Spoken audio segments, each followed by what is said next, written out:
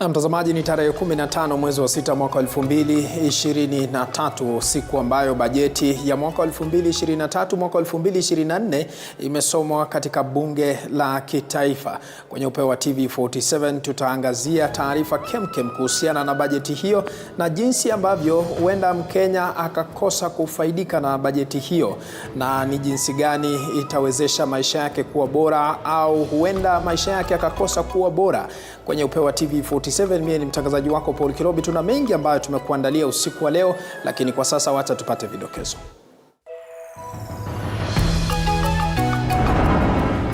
Makadirio ya bajeti ya mwaka 2023 mwaka 2024 ya shilingi trilioni 3.6 yasomwa, huku baadhi ya Wakenya wakikashifu bajeti hiyo. Ukienda kama ni kwa hizo unga, so sukari, angalau sirudi chini. Wabunge wa Azimio waondoka bungeni wakati wa usomaji wa makadirio ya bajeti. It's protest against the very arbitrary manner in which the debate and the final vote on the finance bill was undertaken yesterday. Wakisema bajeti hiyo inamuumiza Mkenya wa kawaida. Waziri wa fedha asema serikali imeanza kudhibiti deni la taifa, akiwataka wabunge kukumbatia mswada wa fedha wa mwaka 2023 kama suluhu ya kumaliza madeni yaliyopo.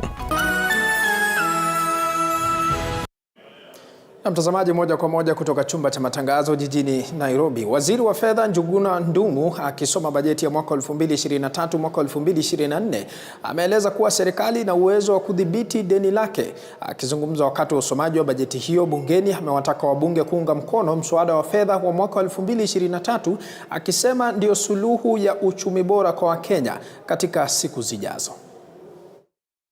Kenya's public debt remains sustainable, but with elevated risks of debt distress due to persistent global shocks that adversely affect the liquidity ratios. The depreciation of the Kenya shilling against major currencies and the rise of interest rates have elevated cost of debt service. Further, the depreciation of the currency has increased the size of the public debt stock, as half of the public debt is actually denominated in foreign currency. Although the debt burden has risen, Kenya has not accumulated debt service arrears, and the government is committed to honor all public debt obligations as they fall due.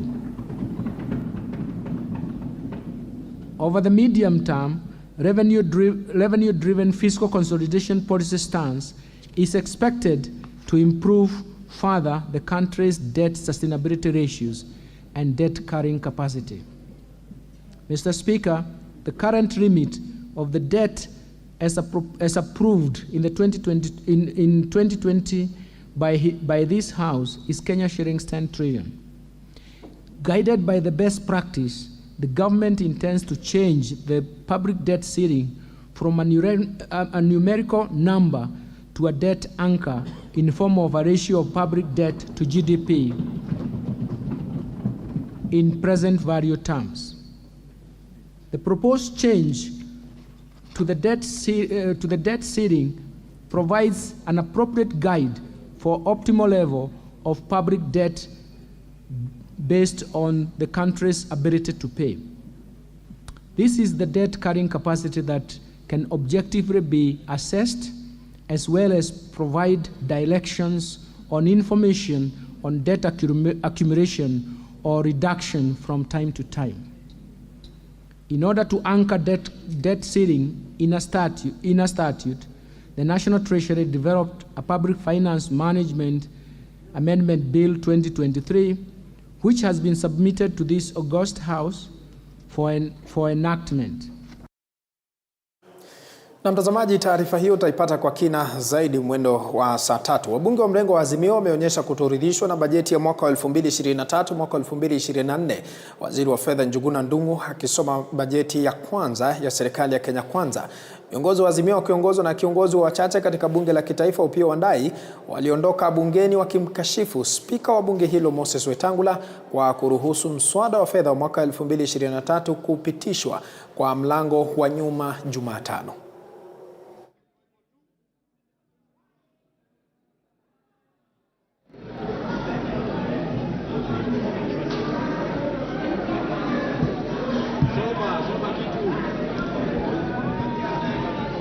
Okay. Tanzania tume walk out kutoka kusikia hiyo speech ya waziri, kwa sababu wananchi wetu kule mashinani wanaumia, na tumesema vyovyote vile itakuwako tutarudi barabarani. Tuna njia mingi ya kuwapanya, na sisi si waoga ambaye tutakuja kushtuliwa ati lazima mfanye hivi ama msukume mpitishe hivi. Hiyo tutafanya. Sisi tunasema ni wakaaji ambayo tunakilisha watu ambao wametuchagua, waliamuka kutupigia kura, na tunajua vile wanaumia kule mashinani. Hii mambo ya budget, kuweka budget ambayo hauwezi finance sio nzuri, kwa sababu hii budget iko bloated sana, na hii budget itaumiza wananchi. And I can assure you that through the finance bill, the government thinking that they can fund this budget, it is not possible. They are going to collect even less revenue in the next financial year, which will make the budget even be higher, because from 3.6 they are targeting around 3.9 to 4 trillion. Now, you don't bring issues that are not clear, which are really targeting the people. Now look at housing. Housing, you are not so sure where this is going to be, that where the house is going to be built, how long it is going to take. Every employed person is going to pay that. As of now, we don't have the structures. I don't know whether content creators were the ones who are lying. To hear a senior government officer in this government talking about no projects would go to places where are going to reject the finance bill. Are we elected to play with Kenyans? Are we ready to serve this country? Are we ready to represent as per the Constitution 2010? I'm shocked. I don't know where to take the mantle from as a woman. I think this country requires adequate and thorough leadership. What is taking place is wrong. As a project planner, what ought to have come first, in my own view, he was the one who was driving this mantle. The Debt and Privatization Committee was supposed to table for this country.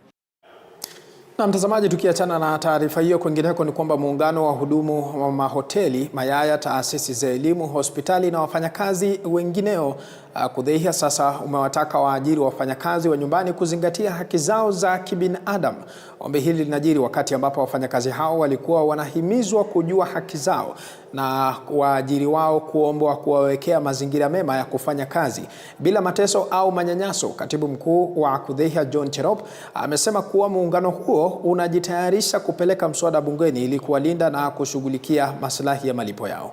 Dozi ukimwambia kuhusu katika hali ya ukiwa mgonjwa, ukimwambia asikia na kuambia haja yake, umfanyie kazi. Haya, ukimwambia inafaa nipumzika na kuambia hapana, ninakulipa pesa, iko supposed unifanyie kazi. Wengine wamewekwa kando na wengine ndio wanaangaliwa kwa sheria.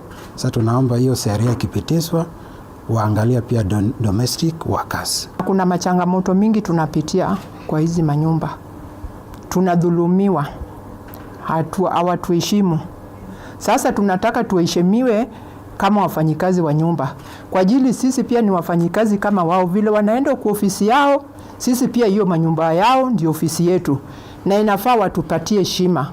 The law spells out that the working hours should be 8 hours for every worker.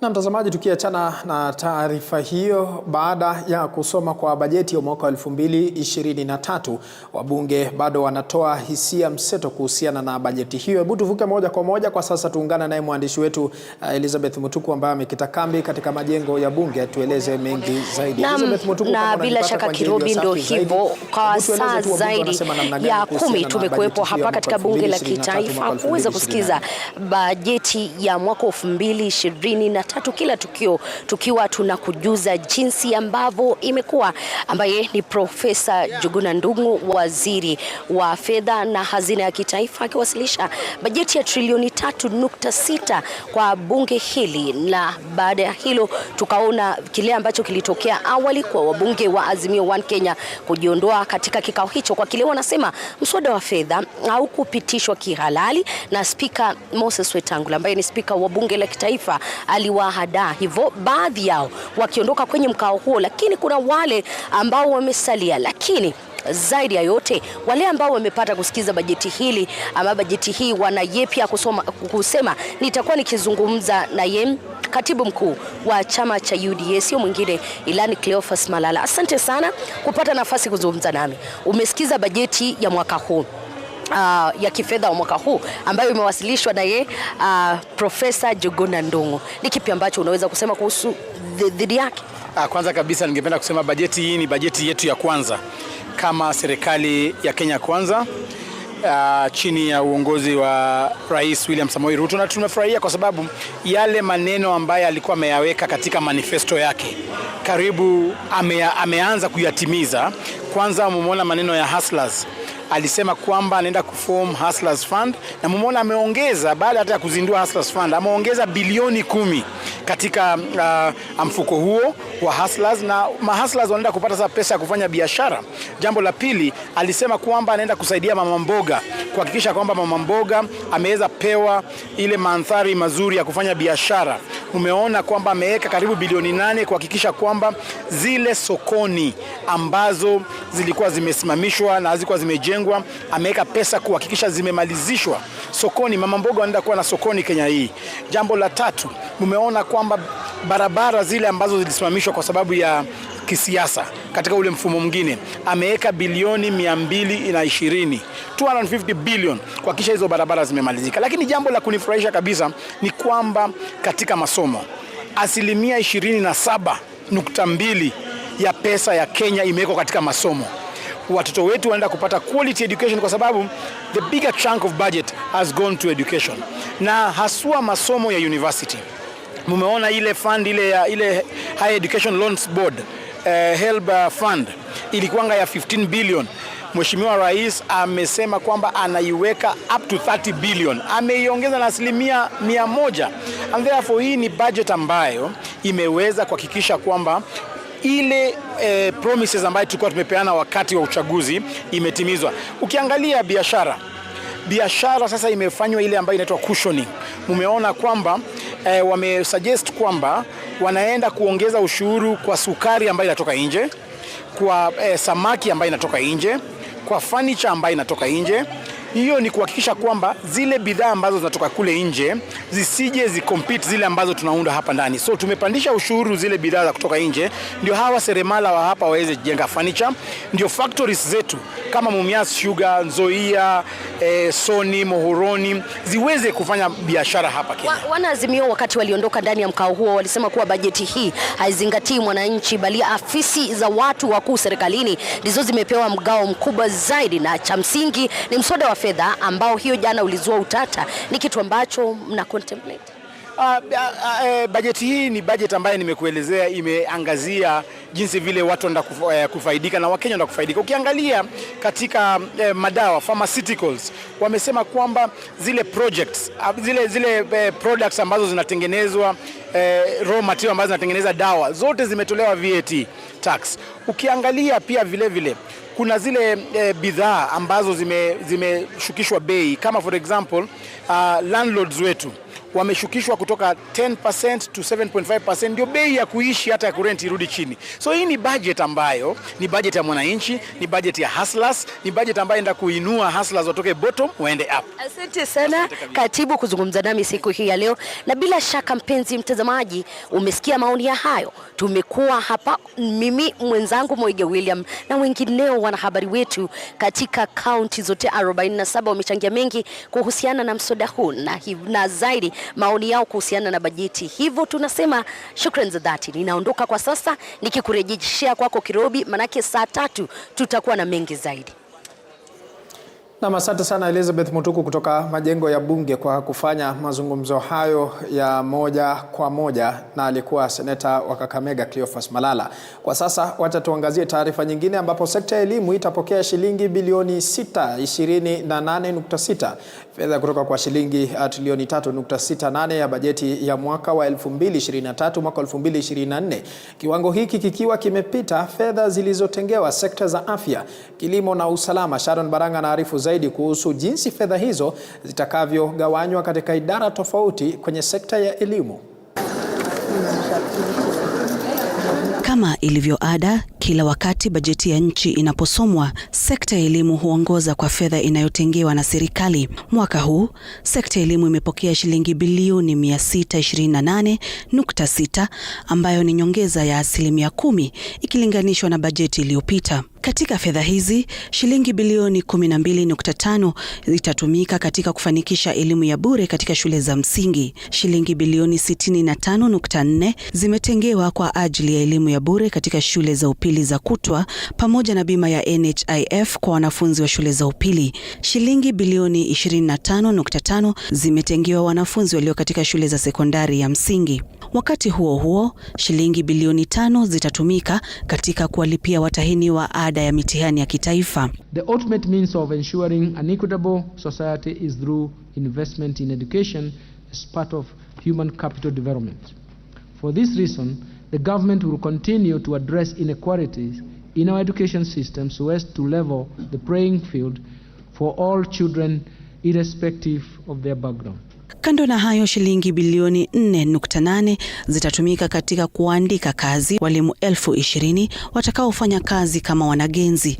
Shilingi bilioni 1.1 zimetengwa kwa ajili ya kuwapandisha vyeo walimu na shilingi bilioni 41.3 zitatumika katika kutoa mafunzo kwa walimu wanaofunza mtaala wa CBC. Tume ya kuajiri walimu TSC itapokea shilingi bilioni 316.7.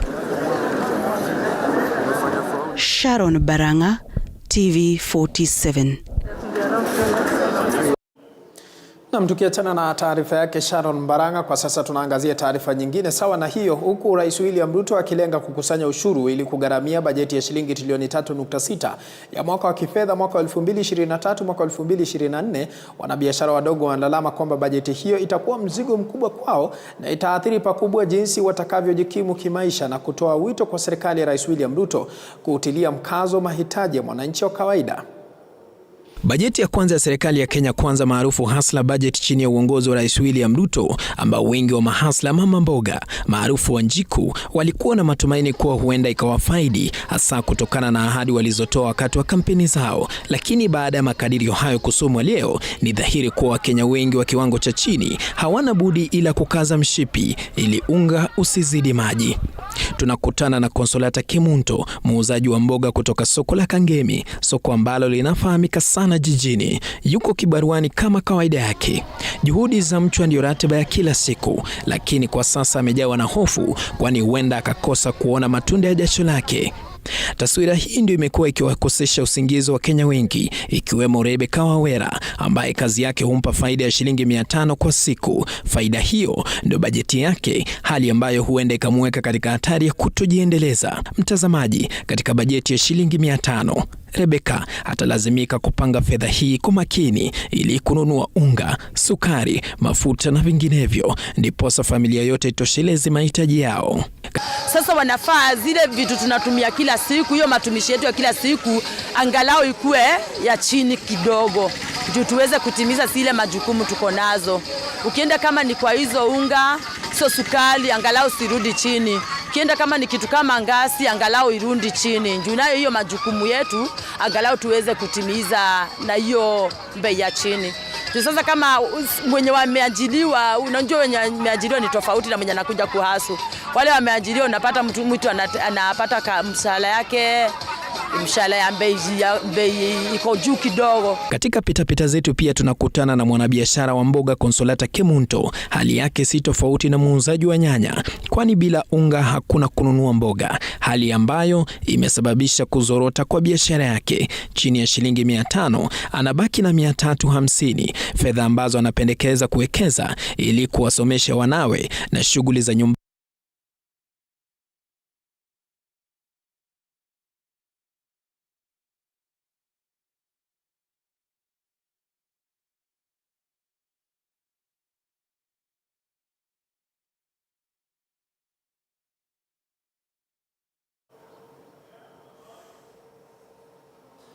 Na mtazamaji, kwa sasa kunradhi kwa taarifa hiyo, acha tuangazie taarifa nyingine ambapo mahakama ya Shanzu imetoa amri ya kurejeshwa kwa wafuasi 65 wa Paul Mackenzie kwenye makao ya kuokoa baada ya wao kufanya mgomo na kukataa kula. Wafuasi hawa 60 walikuwa wamefikishwa mahakamani baada ya kufanya mgomo wa kula, ambapo serikali ililazimika kuomba amri ya kuwazuilia gerezani ambapo wangelazimika kula.